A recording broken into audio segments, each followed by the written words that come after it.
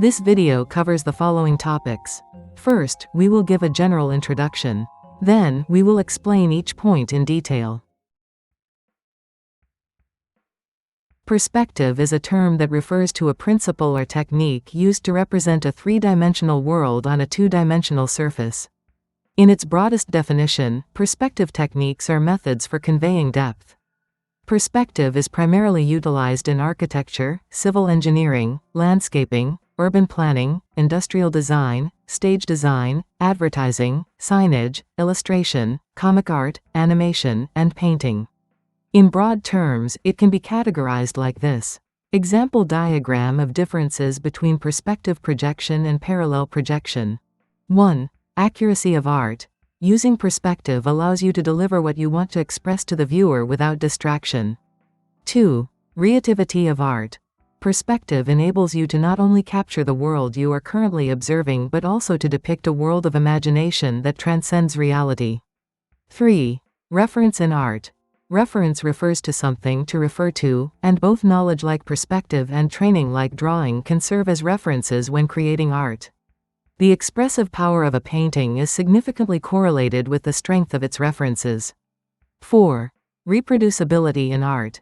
It is impossible to fully reproduce three-dimensionality in two dimensions. Whether through a camera, painting, or video, there will always be aspects that cannot be perfectly replicated. To recreate something that you consider good or beautiful, it is necessary to mobilize all techniques and training, integrating those elements into a harmonious whole. Perspective is positioned as one of those elements.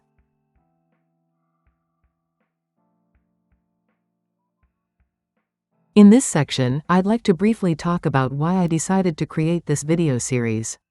As I improved my drawing skills, a persistent question kept nagging at me: so what? What's the point of getting better at this?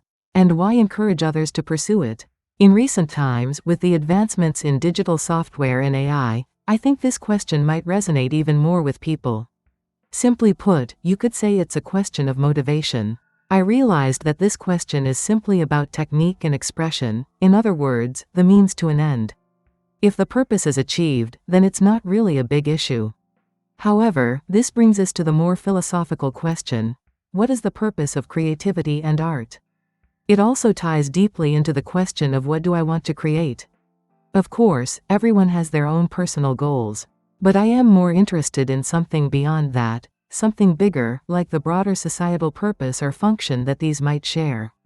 In this video, I won't go too deep into the theory of creativity, but I firmly believe this is an issue many artists face. It's not about how to draw, but rather why you want to draw and why you should create that are far more important. Discovering the problem is often harder than solving it.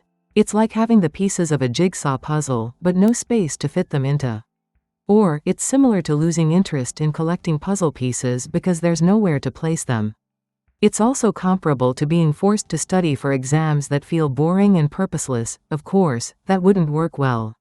Once you understand the why, improving your skills and figuring out the how will likely fall into place more easily. I believe that happiness plays a major role as a key element of purpose. Art serves an essential function in society by connecting people, and it is a crucial means for humans to achieve happiness.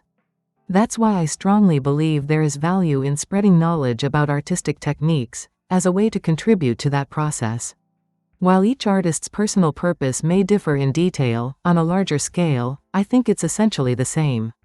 For many, art serves as a tool for communication. For example, drawing a favorite character allows you to connect with others who share the same interests, or it brings compliments from friends. These are everyday examples. Even if art causes conflict with others, that too is a form of communication. It offers an opportunity to consider others' perspectives, which can become an important aspect of understanding different viewpoints. Even when a professional artist creates work they don't necessarily want to, it still leads to income, and money itself can become a means of connecting with others. Of course, there may be rare individuals who find joy in creating art purely for themselves, shutting out other human relationships. But as long as that act of creation is tied to their personal happiness, it still serves as a means to achieve happiness in a broader sense. If you consider that one must first be satisfied within oneself before reaching out to others, then even the act of creating art solely for personal satisfaction can be seen as a step toward eventually opening up to others. Architects use perspective to design houses, providing spaces where people live. Industrial products and urban planning also utilize perspective. When viewed broadly, knowledge of art is useful in many fields, not just in hobbies. Art shouldn't be seen as just a casual pastime or a highbrow hobby only for the talented. It's one way of approaching something vital and enriching to life, a quality that makes life more vibrant. Of course, there are other ways to approach this, and they can be equally valuable. But that doesn't mean that the approach through art is inferior. In fact, I believe art can collaborate with other approaches.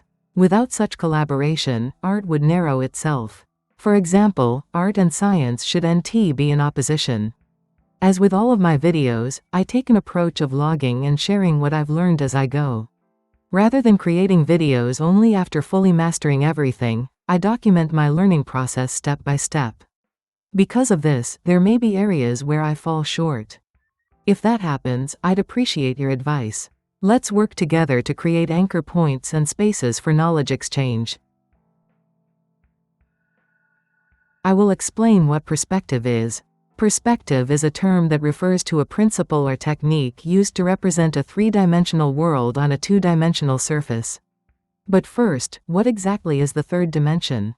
While we'll explore the details of perspective later, let's begin by understanding the concept of dimensions. For example, if something has height, width, and depth, it exists in 3 dimensions. When we see a dog moving around while we're out for a walk, the dog has height, width, and depth. For example, cases where there are only height and width, such as what is represented on paper, in photos, or in video. Even though a movie captures 3-dimensional humans, the movie itself is 2-dimensional. A dog drawn on paper has no depth, you can touch it and feel that it's flat. Of course, it's possible to create the illusion of depth, but there's no actual third dimension. And the technique used to create this illusion of depth is called perspective. By the way, in the world of perspective, the 3 dimensions are often represented by X, Y, and Z. Left, right, forward, backward, and up, down are each assigned to one of these axes. Personally, I like to understand this through the way it's represented in Blender. In Blender, X represents left, right, Y represents forward, backward, and Z represents up, down. I will explain where perspective is used. Perspective is primarily used in architecture, civil engineering, landscape design, urban planning, industrial design, stage design, advertising, signage, illustration, comics, animation, and painting. Personally, I'm also interested in the academic aspect of how the techniques of perspective have influenced epistemology. Depth is a term that refers to the dimension of an object from its front to its back. Depth is the extent of an object or space in the forward and backward direction, indicating how far an object stretches from front to back when viewed by an observer. It's the dimension that expresses how close or far an object is from the viewer, and in Blender, this corresponds to the y-axis. For example, when you move an object along the y-axis in Blender, this is what happens. The farther it moves away, the smaller it appears. The closer it moves, the larger it seems. This is what we call perspective. What's important here is that, even though the actual size of the cube remains the same, it looks different as it moves farther away. Note that depth perception refers to the sense of depth that looks natural from a human perspective, which we usually describe as perspective. It's important to realize that you can still create a sense of depth even without making objects smaller as they recede. Of course, this is a 2-dimensional image, so there's no actual depth. What's important is that it creates a sense of depth, and the technique that does this is called perspective. Honestly, whether there is actual depth or not is not that important. Even when we see something that looks 3-dimensional, it could actually be a flat, 2-dimensional image. To put it extremely, unless we touch it, we can't truly know if something is 2-dimensional or 3-dimensional. If a highly detailed perspective image is created and viewed from the right position, it becomes almost impossible to distinguish it from a real 3-dimensional object. What matters most is how we interpret it, not the object itself. Humans are creatures that create a sense of depth on their own. Other animals might do the same, but some may perceive the world differently. If you actually measure it, you'll find that the width is the same. However, in reality, we constantly see things as having different widths. And this sense of depth varies from person to person. For example, depending on where someone stands, the color, lighting, or even their mood, things can appear differently. While it's possible that we are all looking at exactly the same something, it's almost impossible for everyone to perceive it in exactly the same way. I will explain the different types of perspective. In its broadest definition, the technique of perspective refers to methods for creating a sense of depth, and can be treated almost synonymously with that concept. Thus, within the perspective category, there are various methods for producing this sense of depth. When artists say they want to study perspective, they are often referring to specific techniques like overlapping, shading, and color or linear perspective. For those in industrial design, parallel projection methods might come to mind, while for architects, it's usually a combination of both parallel and linear perspectives. Of course, true perspective is achieved by combining these techniques, but the simplified concept of perspective that people imagine varies. For instance, someone who wants to draw simple 2D illustrations may not emphasize parallel projection, while someone creating 3D models will place more importance on it. When classified broadly, it looks like this. Each term will be briefly discussed later.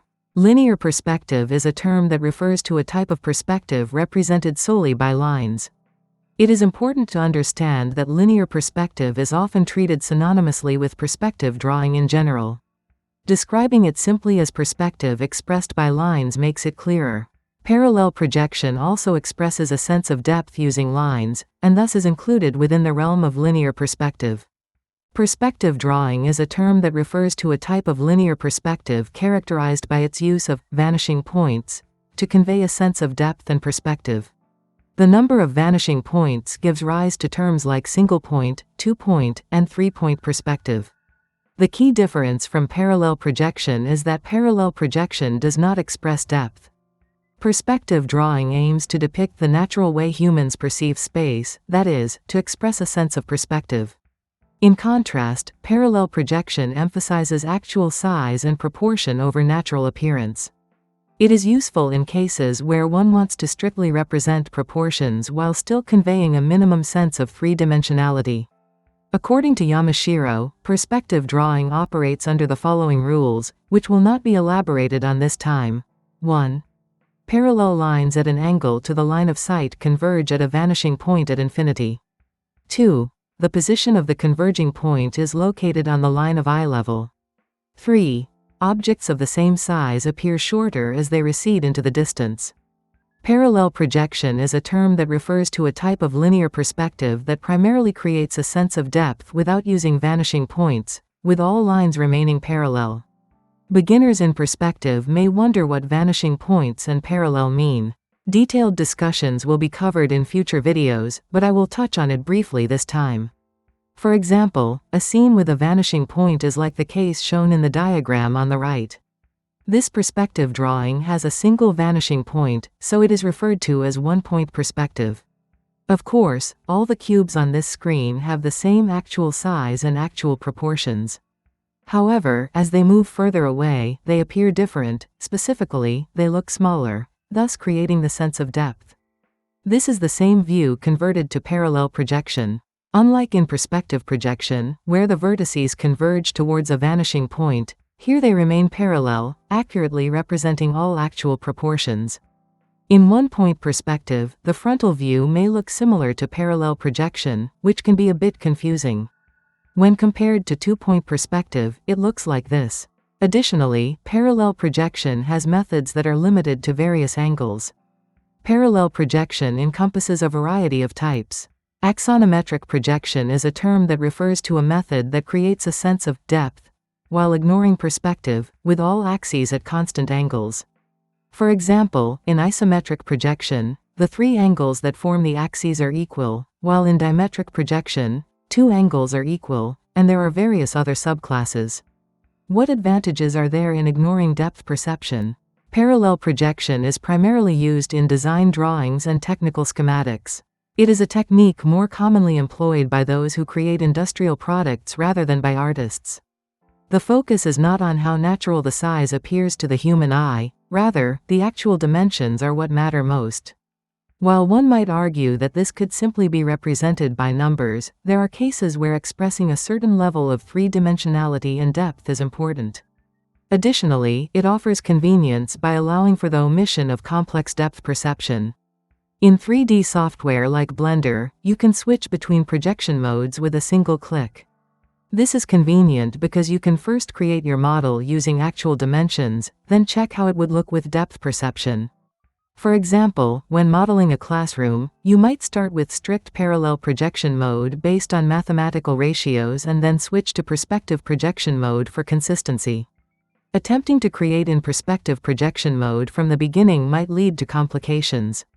However, the situation might be a bit different for the human body and nature. Many people tend to model directly in perspective projection mode from the start. In other words, they create intuitively, like molding clay, without a blueprint. The scenes we see in daily life or imagine in our minds depict the human body as it appears in perspective projection. Almost all illustrations presented in drawing techniques are created in perspective projection and follow its proportions. These proportions are not based on measurements with a ruler. This is an extremely important point. To begin with, understanding the accurate proportions in parallel projection mode and preparing a precise blueprint is challenging. While it's easier for objects composed solely of straight lines, like classrooms, modeling the curved human body is much more difficult. This is why a simplification process is used, where the human body is replaced with cubes to grasp approximate proportions. Observing a good model converted to parallel projection mode can also be a valuable learning experience. In any case, being well versed in both modes is essential for 3D modelers.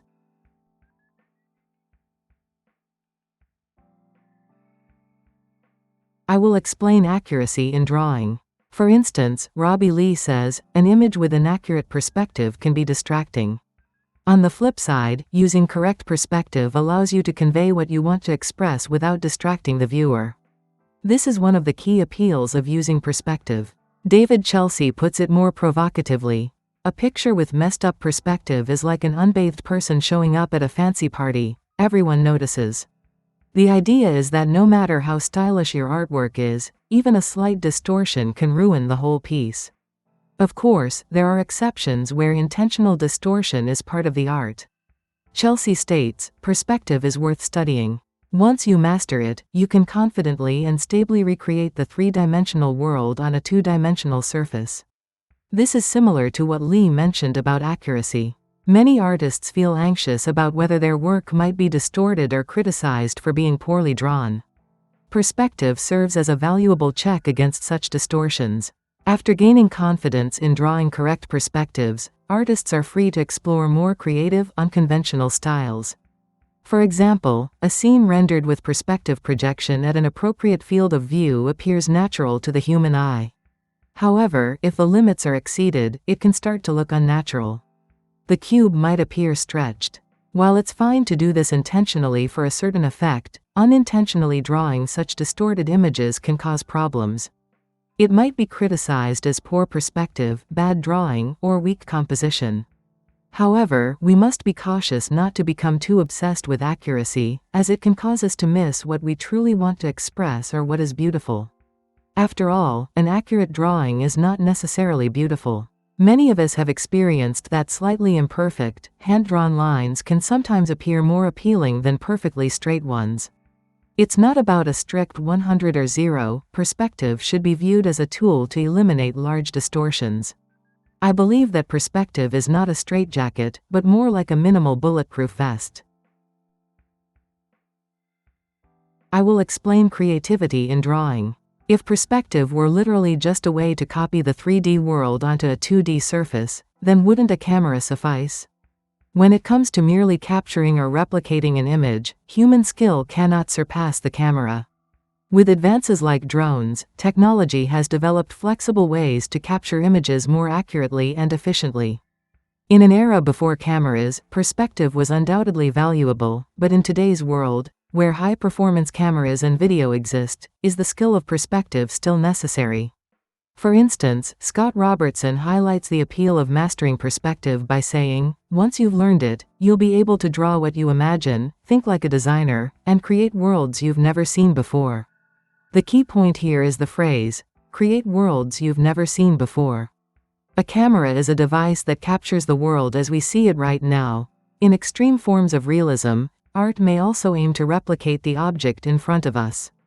However, much of contemporary art seeks to capture or express a world beyond reality, one that we aren't seeing right now.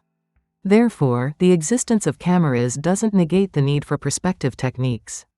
However, I believe it's never a good decision to dismiss one option entirely in favor of another.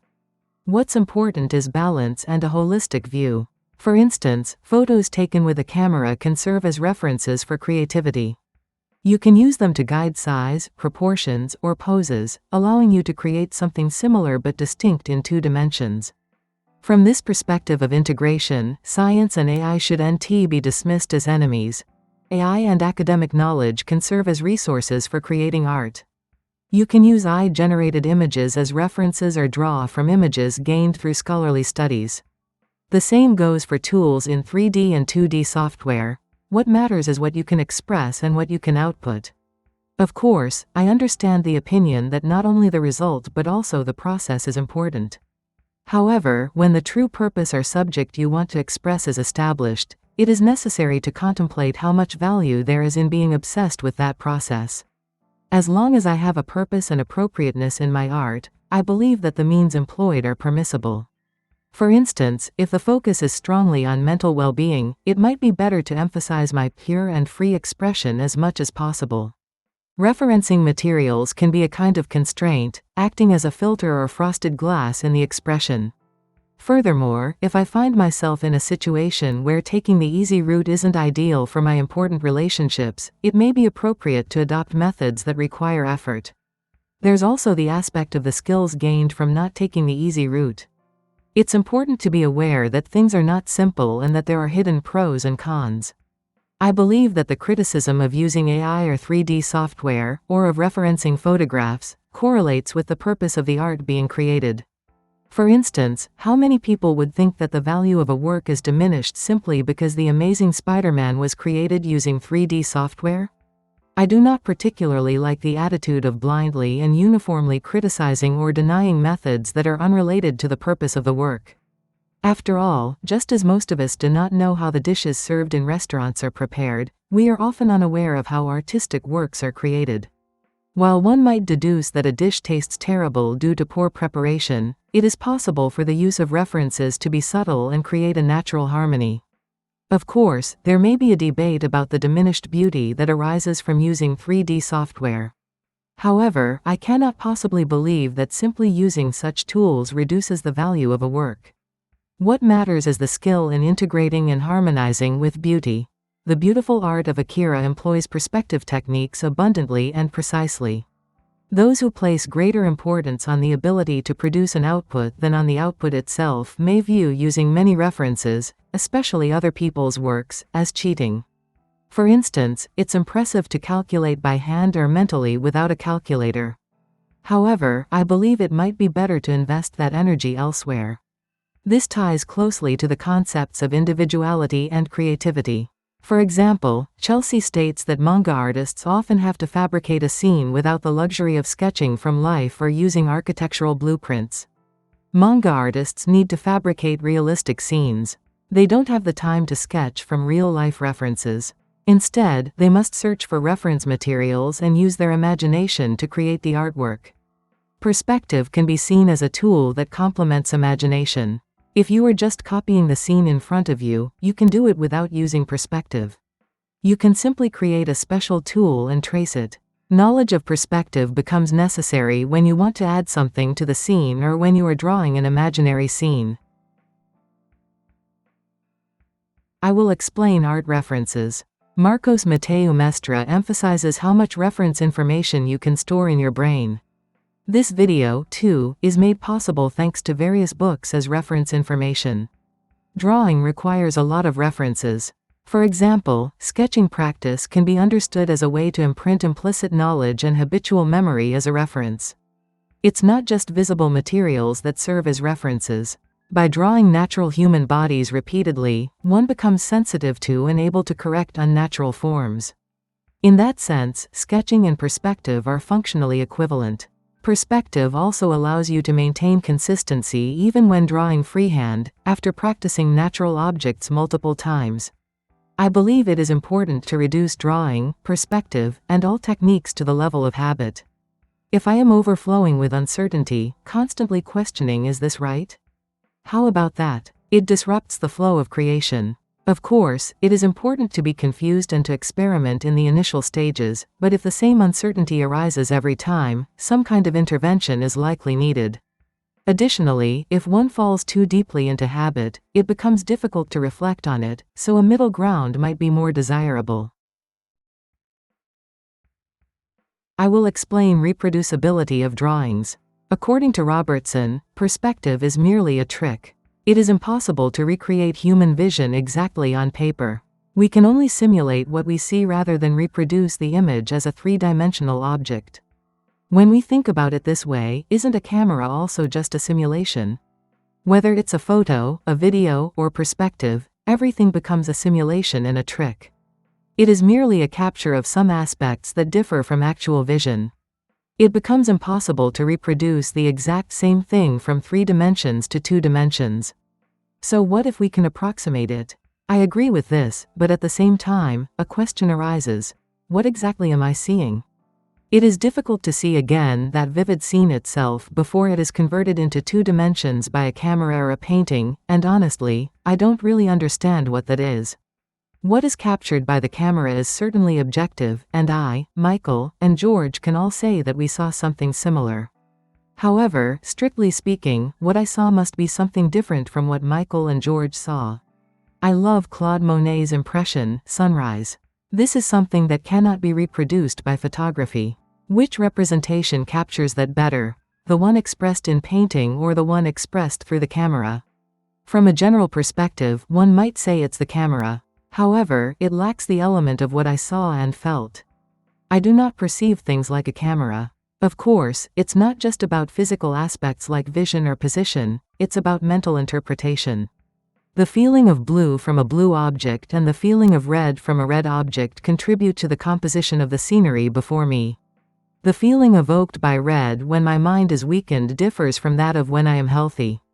Which medium, camera or painting, can express that? This is a question worth contemplating. Perspective is indeed an important technique for converting 3-dimensional that into 2-dimensional form, just like a camera. While it may not be perfect, it can be said to approximate certain elements. However, I believe we should also focus on the point that some elements are not reproducible. An artist should not assume that having the technique alone allows for complete reproduction. Instead, the true essence of an artist lies in maintaining a multifaceted perspective and diverse experiences, striving to express the complex that of each fleeting moment. What is important is that both perspective and cameras serve as valuable references to refine and elevate the expression of that. By drawing on various techniques, one can create artwork that resonates as beautiful and closely aligns with that. This applies not only to the realm of realism but also to the imaginative domain, such as animation. In both cases, the same challenge arises: how to reproduce that, which exists in one's mind, into 2 dimensions.